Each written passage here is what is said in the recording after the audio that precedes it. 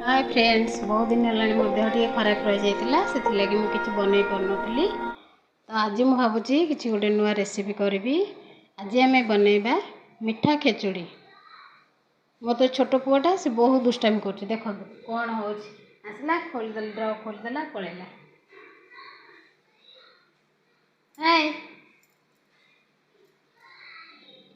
आज आम बनइबा मिठा खेचुड़ी। तापाई मु आधा किलो चाउल भिजेक रखी, किसी काजू नहीं, किशमिश, किसी तेजपत्र, 4टा बड़ साइज गुजराती आउ दालचीनी आ बाकी रहा आपणकर गोलमरीच, लवंग और किसी स्टार।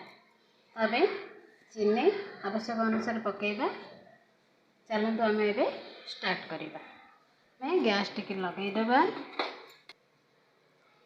2 चामच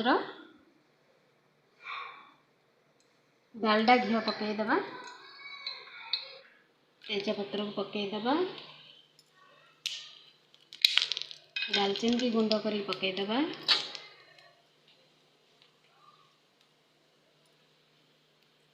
तादरे स्टार गोलमरीच और लवंग को मध्य पकईदेबा।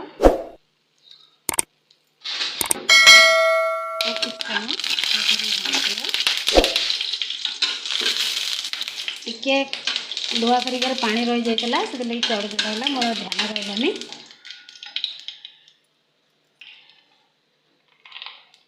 आम गोटा गुजराती 2टा दबा आउ 2टा को चूरी करी सहित पानी देला बेले देदेबा, जहाँकि बास्ना बहुत बढ़िया आसो। आम काजू भजा देबा और किशमिश भी भाजी।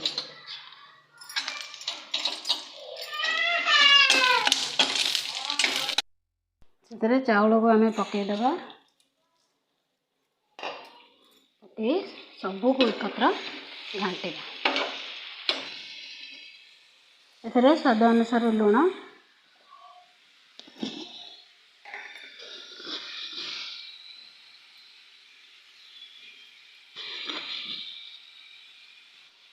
भल कलर आसवाई किसी हलदी गुंड,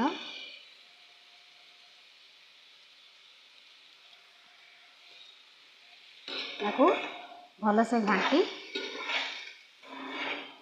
आम भल से घाटी देवा।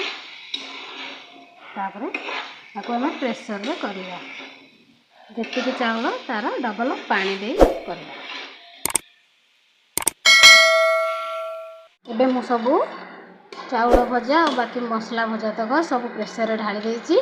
ताको भल से घाटी सारे से हो आसला। से आम जो कंसारे मु नहीं चाउल से 2 कंसा पानी देदेवी। आवश्यक मुताबक चीनी देदेवी। आपन ताठू कम बेसी करें, आपन टेस्ट अनुसार कम बेसी करें। मु भल से घाटी दूची। बाकी 2टा गुजराती को मुझे गुंड कर आम आधे पकईदेबा, जहाँफल कि तार स्मेलटा बहुत बढ़िया आसो। आम घाटी देबा। मो पुओ कांदुची। कौन है बाबा, कौन है? हाँ हाँ हाँ हाँ। जदि किसी खराब रही जाए सांग मैंने किसी माइंड करेंगे, टिके एडजस्ट करना। मुझे जानी अल्प बहुत आप समस्त सबकि आसे। आम ढांकनी देदेबा। मीडियम फ्लेम में रखी सीटी आसला पर्यंत गोटे सीटी पर काढ़ीदेव। एबे प्रस्तुत हो गला आमर मिठा खेचुड़ी ता सहित डालमा। आपन एबे एहीपरि बने टेस्ट करंतु, अन्य मानक भी टेस्ट करने को दिंतु।